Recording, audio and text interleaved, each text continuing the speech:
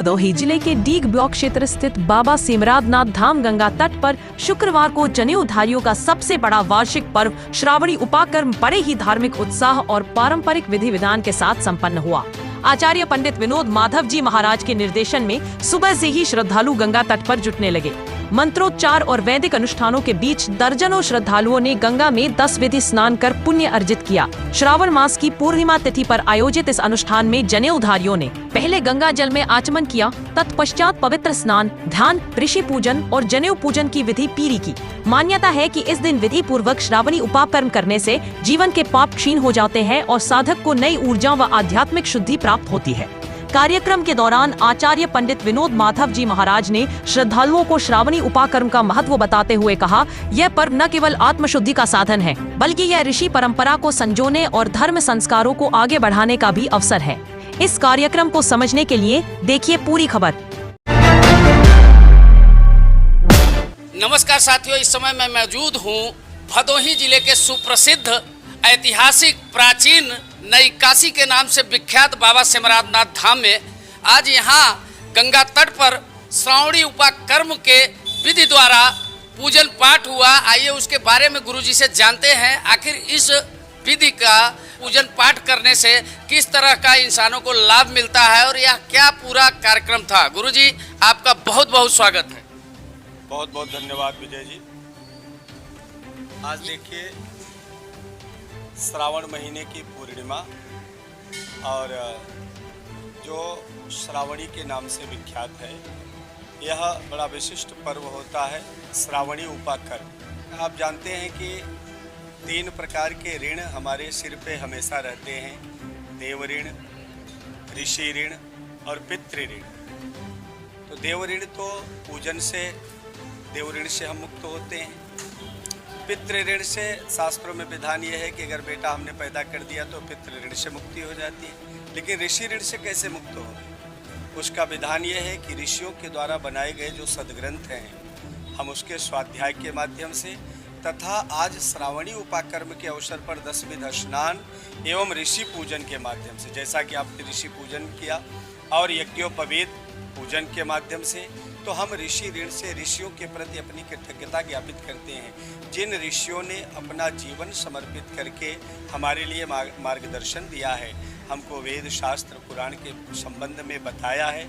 उन ऋषियों के द्वारा बताया गया यह सदग्रंथ जब हम उसका अध्ययन करते हैं, उससे लोगों को जो है शिक्षा देते हैं, तो ऋषि लोग प्रसन्न होते हैं कि चलिए आज हमारी संतान निश्चित रूप से हमारे बताए हुए मार्ग का अनुसरण कर रहे हैं। तो सुना आपने, गुरुजी ने बड़ी अच्छी बात बताई है कि जिन ऋषियों के वजह से हम लोग यहाँ स्वतंत्र हैं, आज़ाद हैं और मनुष्य जीवन को बहुत अच्छी तरीके से जी रहे हैं, तो उन्हीं ऋषियों की पूजा किस तरह से कराई जाती है गुरुजी ने आप लोगों को बताया। मैं और भी बताना चाहूँगा कि गुरुजी के द्वारा हम लोगों को जो जानकारी दी गई है कि यहाँ पर इस विधि के पूजन के द्वारा जो भी हमारे छोटे मोटे पाप होते हैं, जो जाने अनजाने में हो जाते हैं, उनसे भी मुक्ति मिलती है।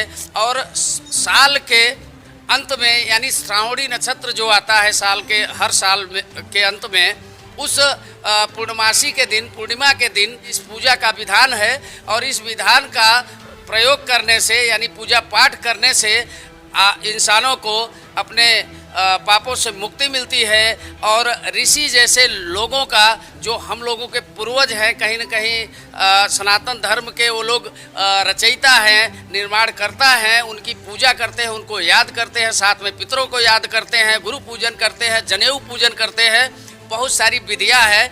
जिसका कोई गुरु नहीं उसका जीवन शुरू नहीं। तो सुना आपने, जिसका कोई गुरु नहीं उसका जीवन शुरू नहीं। तो मैं कहना चाहूँगा कि भैया गुरु बनाइए और गुरु के मार्गदर्शन में इंसानी जीवन जिए ताकि आपका जीवन सुलभ हो सके। हमारे साथ यहाँ और बहुत सारे लोग हैं, आइए उनसे जानने का प्रयास करते हैं कि आज जिस धार्मिक कार्य में शामिल हुए उस धार्मिक कार्य से उनको क्या प्रेरणा, क्या अनुभूति मिली। क्या नाम है आपका? लक्ष्मी शंकर मिश्रा। लक्ष्मी शंकर जी, आज आप गंगा जी में खड़े होकर 10 विधि स्नान किए, कैसा लगा? जी बहुत अच्छा लगा और जीवन में पहली बार हम लोग जो है यह संस्कार जो है पाए हैं गुरु जी के सानिध्यता में, तो देखो लक्ष्मी शंकर जी बोल रहे हैं जीवन में पहली बार गुरु जी का ऐसा सानिध्य मिला कि इस क्रिया में शामिल हो सके। वैसे भी मैं बताना चाहूँगा कि बहुत सारे ऐसे लोग हैं जिनको श्रावणी उपाकर्म के बारे में नहीं पता है, तो हम ये आपको गुरु जी के माध्यम से सारी जानकारी दे रहे हैं। अगर हो सके तो अगले साल फिर इसी गंगा घाट पर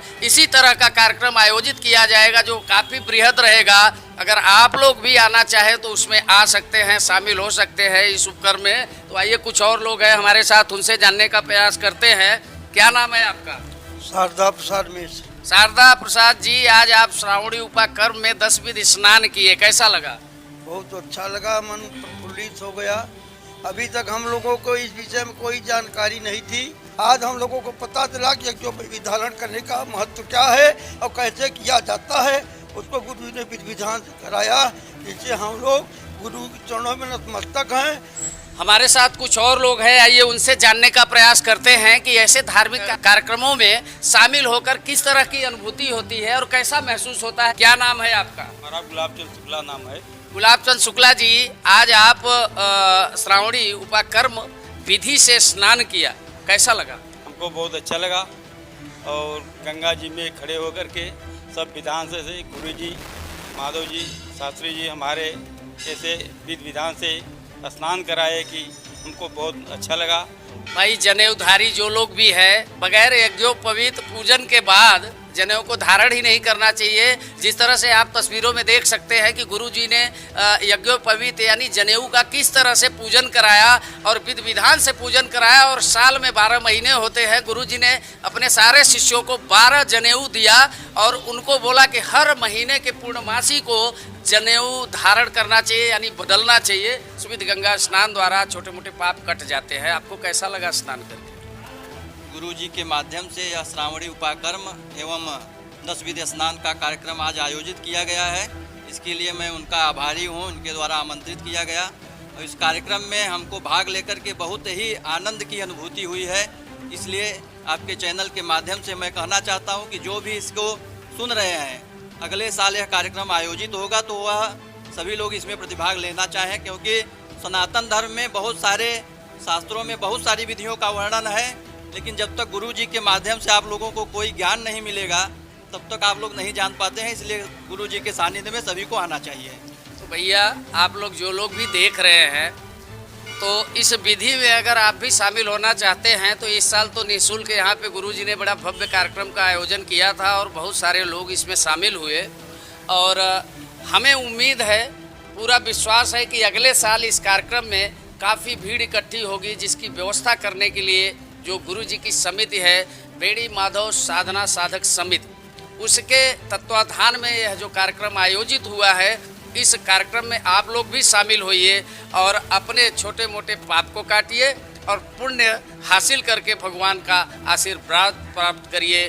तो बने रहिए हमारे साथ, फिर मिलेंगे एक नई खबर के साथ। तब तक के लिए दीजिए इजाज़त, नमस्कार।